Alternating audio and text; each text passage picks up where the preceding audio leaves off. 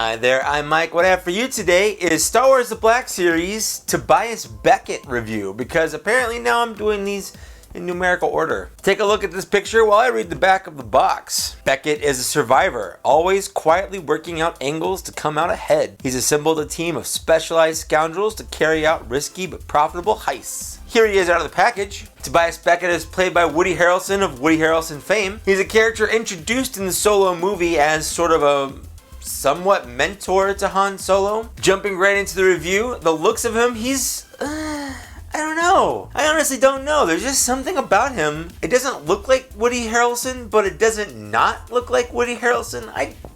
It's tough. I actually had to ask my wife about this. She says it's the lips and the eyes. I'm pretty inclined to agree with her.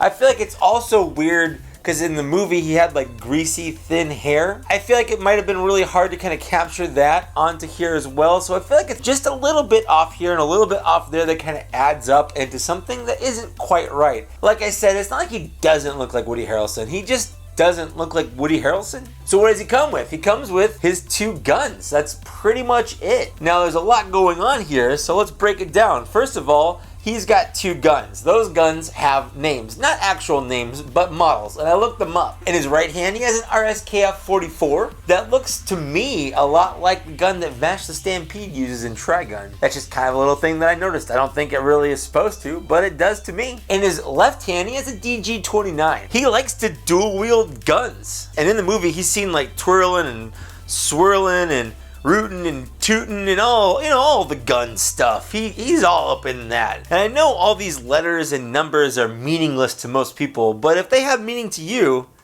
congratulations.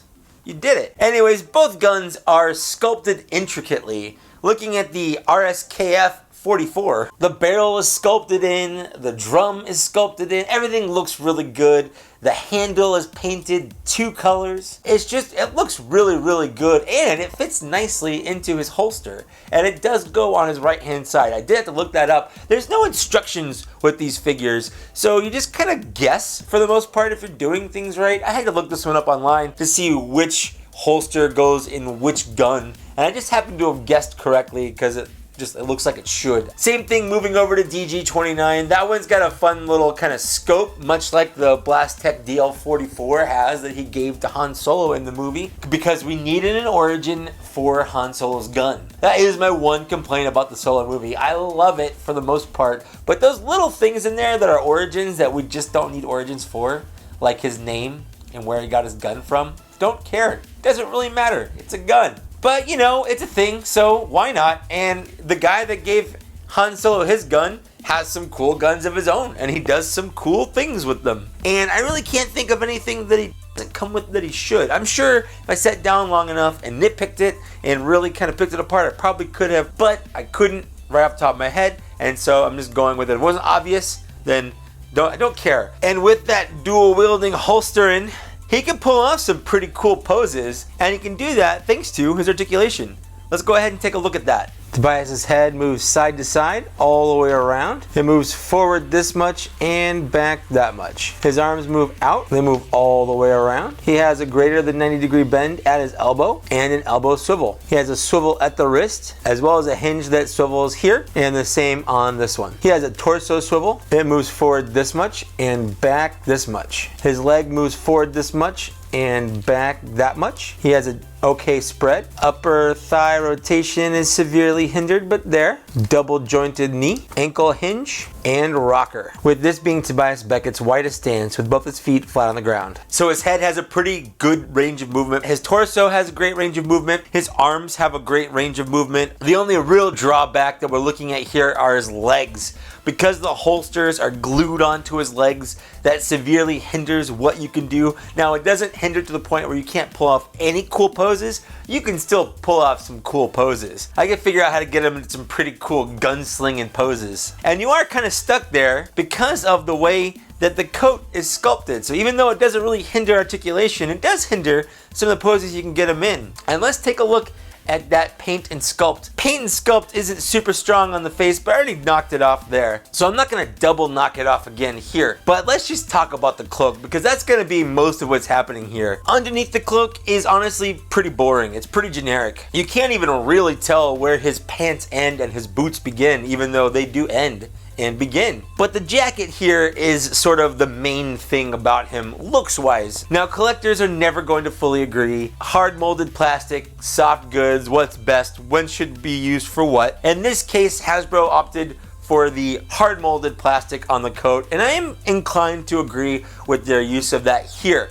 You can get a lot of detail on it, and that's really nice. The problem here is that they have sculpted it in a very specific position. So the right hand side, this is kind of hanging down normally, and the left hand side is kind of folded back like he's about to do a little quick draw action, and that looks cool, and you can get him into some cool poses. However, you're limited to just those poses, because otherwise it's like that coat is just consistently snagging on his gun holster, and there's just nothing you can do about it. You can't pull it around, you can't have him just standing there naturally. You're stuck in that one position. Now granted, that is a cooler position than just standing there normally, but sometimes it's nice to have those options. And if you'd had soft goods cloak, you would maybe have those options, but the soft goods won't have the detail, they won't have the individual little creases and folds, they won't have the same paint, they don't have any paint at all, and the weight on the soft goods just isn't there like it is on the hard molded plastic. It doesn't hang properly. So again, kind of pluses and minuses. I really think they did the best with it they could, and they wanted to give it like a cool pose, but I do want to bring out that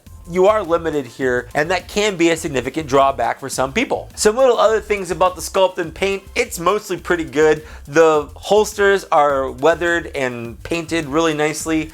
The boring suit that he's wearing underneath does have tiny little details molded into the plastic, and that looks really good. But I think the coolest thing here is that since he dual wields and he comes with 2 guns and 2 holsters, they've actually given him 2 hands that can hold both guns naturally with their trigger fingers in the trigger. Terrible trigger discipline, but looks cool while he's holding it, unlike a certain Captain Rex that I know. So let's talk about want and availability. Want, going into the movie, they already announced that they were making this figure. I think they even showed pictures of it. I didn't really care. I've never been the world's biggest Woody Harrelson fan. I know other people out there love Woody, and that's fine. You can like him. That being said, after seeing the movie and after having, a bunch of the solo characters, I do want to complete the gang, because I do like to have completed little, groups. And once we got Chewie and Han, and they had Tobias, and then you want Val, you want Rio, you want them all so they can all kind of sit there on the shelf and look pretty cool. So definitely the want is there, but not super there. It's just kind of there in the sense that more out of obligation than really want. In terms of availability, I bought mine online. However, I've also seen him in the stores twice, both times at Walmart, just so you know. He shouldn't be super hard to find. He is kind of the current wave that's out right now / transitioning into the next wave, which I think is 19 or something like that. So if you're looking out for this guy, keep an eye out. He's actually a fun figure, giving us a final score of 3.75 out of 5, and that is, in terms of my videos, a lower score. It's been a while since we've got a genuinely bad toy from Hasbro in the Black Series. This one is mediocre, but honestly, as I play with him and as I kind of pose him and things like that, he's growing on me. He still doesn't really look like Woody Harrelson to me, but it's been kind of fun getting him those cool gun poses. So if you like the Solo movie, or if you like Woody Harrelson action figures, I feel like this is a pretty easy buy for you. If not, if you didn't really care about the newer movies and you don't want anything to do with them, you can safely skip it and move on with your life, and everything will be okay. So that's it for my Tobias Beckett review. What did you think? Let me know in the comments down below. Did you agree with mine? Did you disagree with mine? Do you have it? Do you want it? Are you not going to get it? I like to read those comments and respond to them. There's also a couple different ways in the downstairs area that you can support my channel if you want to. If you don't, that's fine too. Like, share, subscribe, the normal YouTube stuff that people say at the end of every YouTube video. And thanks for getting this far. I'll see you later. Bye.